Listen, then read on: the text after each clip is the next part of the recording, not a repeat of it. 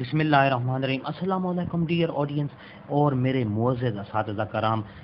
E transfer update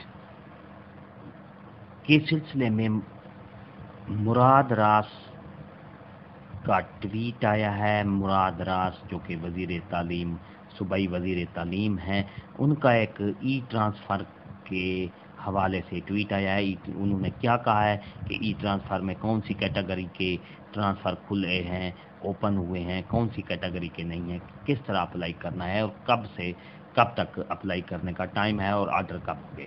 तो ये पूरी तफसील आपको आगे वीडियो में मिलेगी। वीडियो को स्किप नहीं करना, आखिर तक देखना है। इससे पहले अगर आप हमारे चैनल पर नए हैं तो सब्सक्राइब करें, रेड बटन आपके बिल्कुल सामने, उसके साथ ही बेल आइकन का बटन है, जब उसको प्रेस करेंगे तो हमारी वीडियो का नोटिफिकेशन जल्दी और आसानी से मिल सकेगा। तो मेरे मुअज़्ज़ज़ सादा कराम, चलते हैं वीडियो की तफसील की तरफ।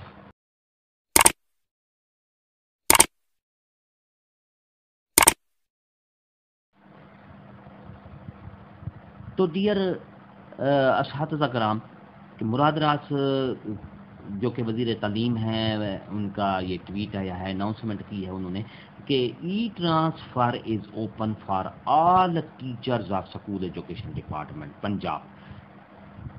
यानी उन्होंने कहा है कि स्कूल एजुकेशन डिपार्टमेंट में तमाम किस्म के कैटेगरी के जो ट्रांसफ़र हैं वो ओपन कर दिए गए हैं। सबमिशन ऑफ एप्लीकेशन 31 मार्च 2022 से लेकर 13 अप्रैल 2022 तक, यानी कि आप एप्लीकेशन अपनी जो है सबमिट कर सकते हैं 31 मार्च से लेकर 13 अप्रैल 2022 तक का ये नोटिफिकेशन उसका जारी किया गया है।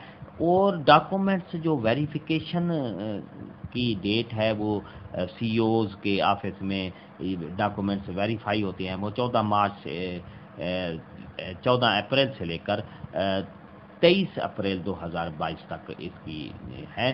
और इसके साथ ही आर्डर कब इशू किए जाएंगे, जो आर्डर हैं वो 25 अप्रैल 2022 के बाद आर्डर इशू कर दिए जाएंगे।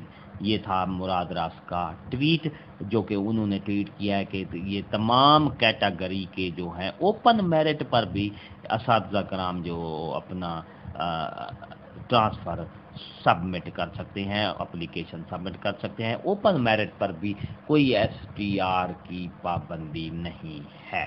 तो इस सिलसिले में ये मुराद रास साहब का ट्वीट आया है।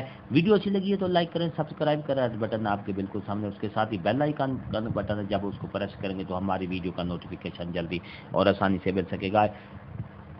हंसते रहें, मुस्कुराते रहें, शाद रहें, आबाद रहें, दुआओं में याद रखें।